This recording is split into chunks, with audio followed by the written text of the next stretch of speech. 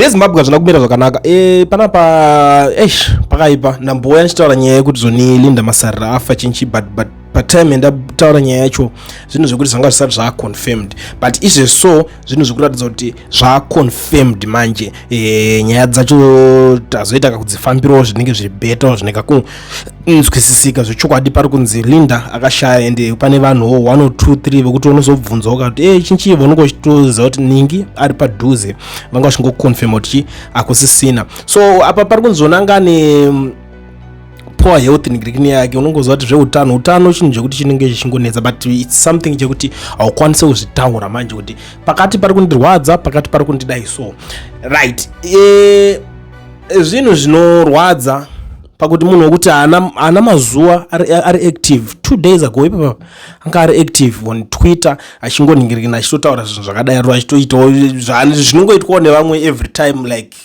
all of you guys ndo zvaandastenda kuti unoona kuti uri kwauri ikoko unenge uchitotypa uchitotaura zvauri kutaura and some of you munofanira kana kukomenda but health tisingazivi kuti zvakamira sei saka kunzi betla nehealth but inini zvangu I suspect kuti inogona kunge zviri zvinhu zvakaita sana cancer it's just that hazvisati zvave reviewed kuti chinyatsori chii chauraya Linda but I suspect that because kwangoita politicians izvizvizvi hapashayiko chinoningirikina chinenge chichiitika but pakapo paita mazimba vari kuratidza kufarira nyaya yacho yeseyo ndisati ndaenda zvangu kune nyaya yemazimba vari kuratidza kufarira ndirikuona umwe ari kuti 2 days ago Linda Masarira was active on her X account then the next thing we hear is that she died in her sleep. I always say to people it is very dangerous to know secrets about ruthless criminals. They are not your friends and it is said she chose to be part of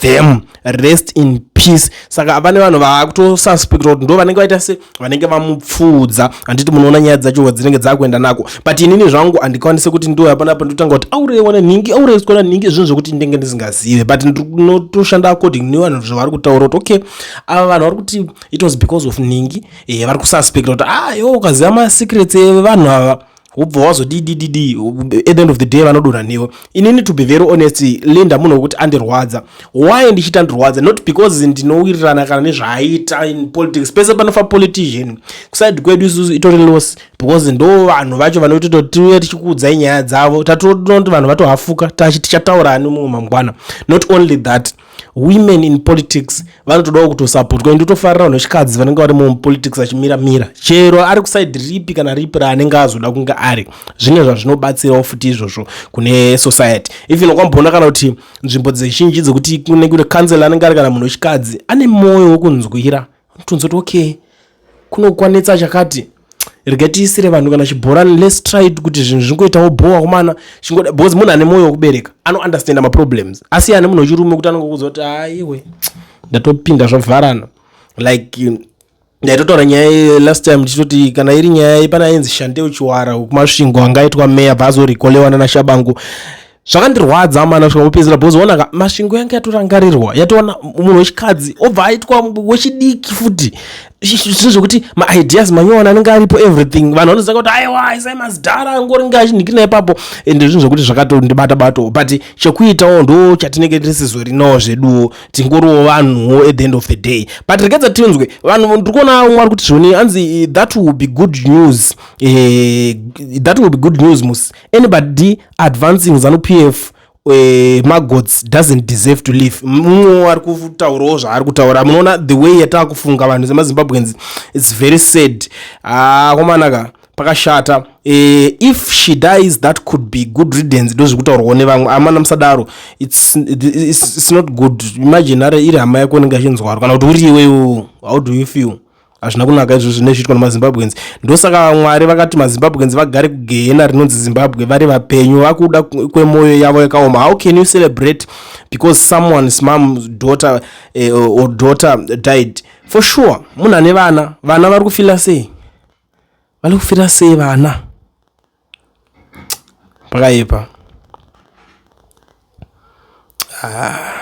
sad Yeah, ane mapost ake aipostwa achiti I didn't post this, I was in hospital, someone must be messing with my phone. Ameno zvaitaurwa, but vanhu vakatoona kunge mafanizi, aitoona kunge munhu ari kunyeba, munhu atori panguva yakaoma, ameno aitoitawo zvekuningirikinawo, but zvinhu zvinongorwadza umana tisadaro, tisacelebrate kufa kwaita munhu. Vamwe vari kuti wafa wanaka chinchini, it's not good wamana, zvinotodisturba izvi. Think about it. Iri hama yako makaungana iwewe, because munhu anogona kunge akakuipira iwewe because of nyaya dzekuti matadza kuwirirana pamapfungiro, maideology emapolitical parties enyu. Handiti doesn't mean kuti munhu iye anofanira kubva atotreatwa kunge amhena kunge chimwe chinhu zvekudaro. Tofanira kungounderstand kuti politics, handiti ndosaka dzitonzi politics, muri kuchuza side, uya chuzo side ranoda, muchuzo ranoda, then prove them wrong. Maideas enyu kuti anoita anenge achimeka sense, zvopera zvakadaro, kuti tosvika pakuvengana zvekuti munhu akanzi afa maakucelebrata.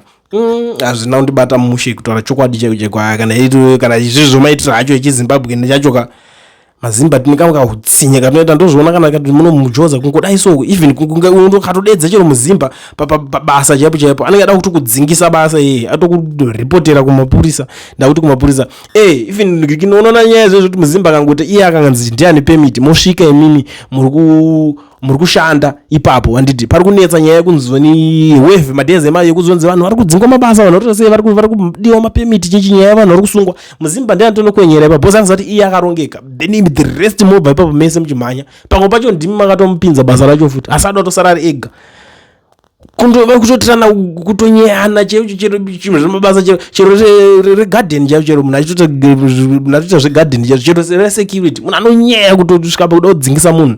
Ndomaziva amene kuti kusikwa rudzi kwakadaro kana kuti hunhu rudzi hazvisi zvinhu zvakanaka izvozvo. But anyway, ndinozoitanga ndinonyanya kutaurisa kautanga ndakuda kunodirira hasha kuno kwamuri. Gatimboteerera zvekutaurwawo panapa izvi, tinogona kubatsirikana at the end of the day, tinzwe kuti vari kuti kudiko vari kutaura ava, pamwe zvinogona kunge zvikakubatsirawo kana kuti zvikabatsira umwe munhuwo panapa sekutamba sekuseka. Handitoni ndauya semudzimai, ndauya samai, ndauya semutungamiriri wekereke, ndauya ndakamira kumirira madzimai emunyika yeZimbabwe kuti ndiedze kufunga nezviri kuitika munyika yeZimbabwe. Pane musi wandatadza kutorara nemadzimai mairi aya amaine mwana vari kupomerwa mhosva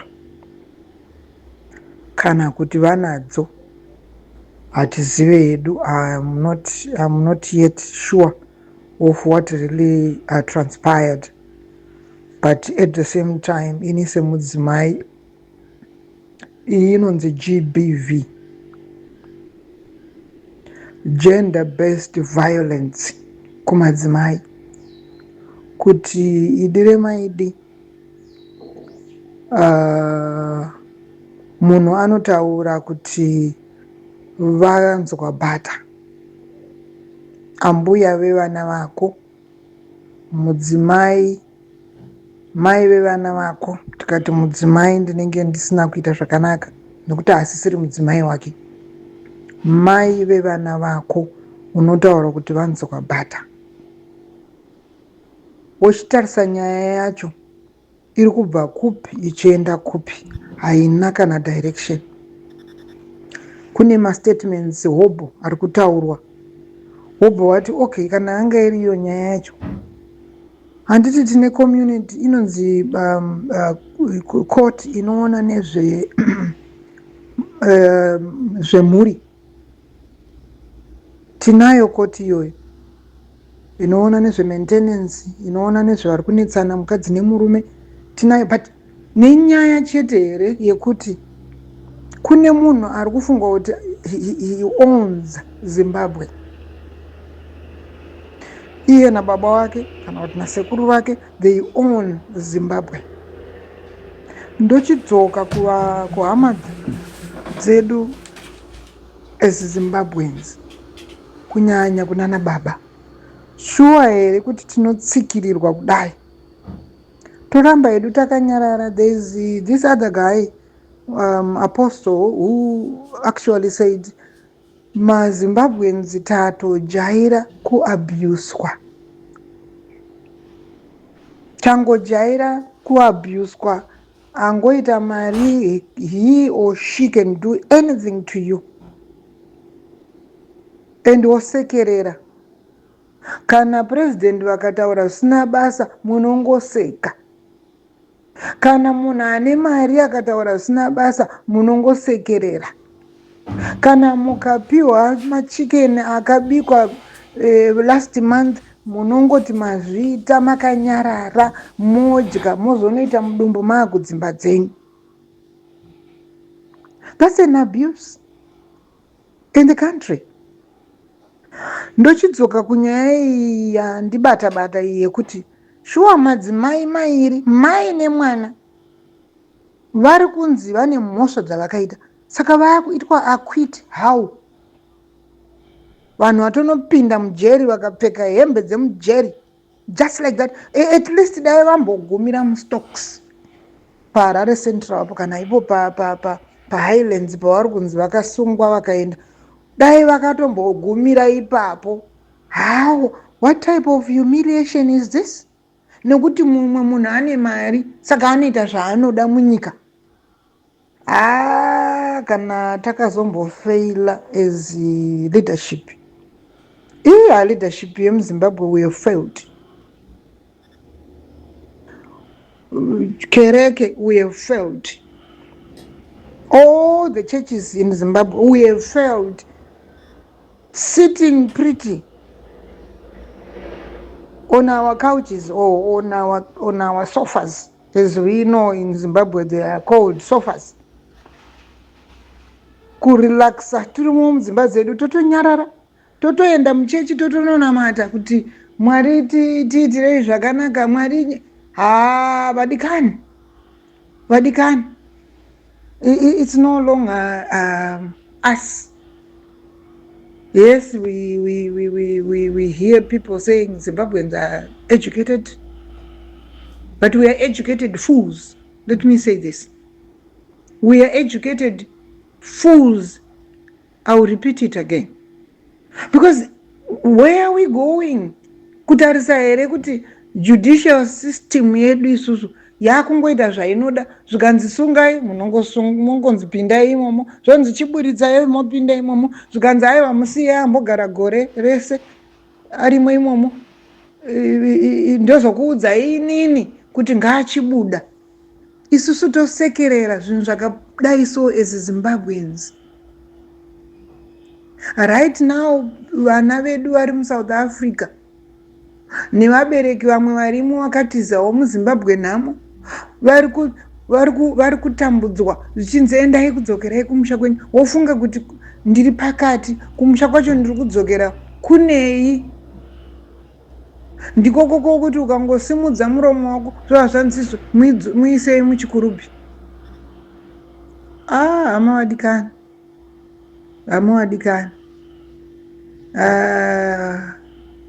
Tisazodaro.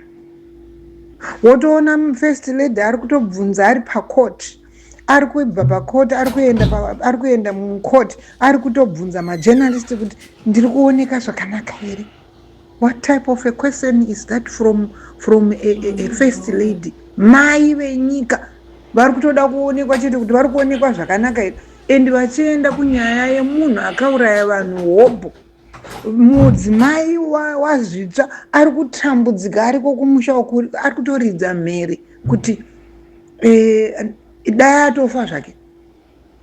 Imimi mai venyika motoenda kunonzwa nyaya yazvitsva akauraya vanhu nekurepa, ndiye amuri kuenda munonzwa kuti ndiri kuoneka zvakanaka.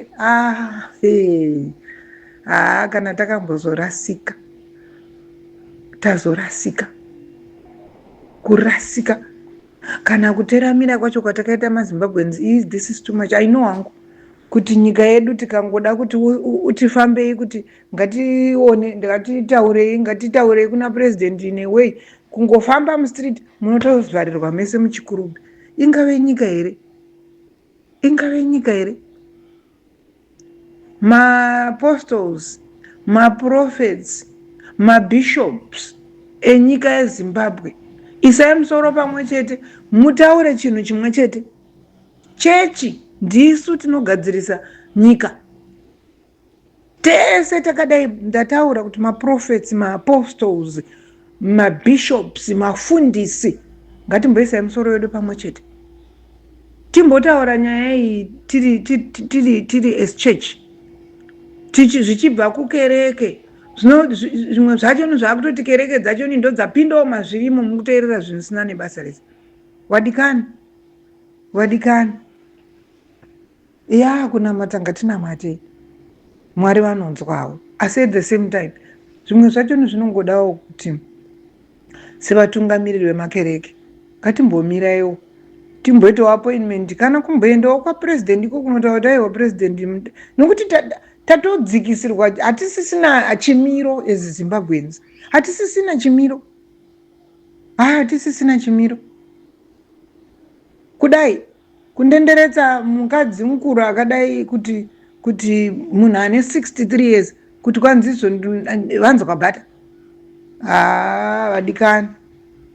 Vadikani tokwira mugomo tononamata. What type of God are we praying?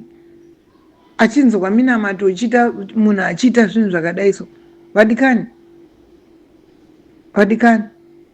vatungamiriri veZimbabwe, timbotinzwaiwo. This is too much. Tabva tatonyanya kurasika kwacho, tanyanya takakukanganisirai zvichida. Tine zvinhu zvakawanda zvamunoti takakukanganisirai imimi, nokuti makanorwa hondo. Saka imimi muchangoramba makaenda kunorwa hondo here kuti muuye kuzoabhusa vanhu, kana kuti makaenda kuhondo kuti vanhu vagare zvakanaka? Tongai. Isusu ndinoragara ndichizvitaura ini, tongai. Imi makarwa hondo, patichiitaiwo kuti vamwe vanhu vafare, kuchiitai kuti vamwe vanhu vawane chikafu patebho pavo, chiitai kuti vanhu vawanewo zvikwanisiro munyika yeZimbabwe.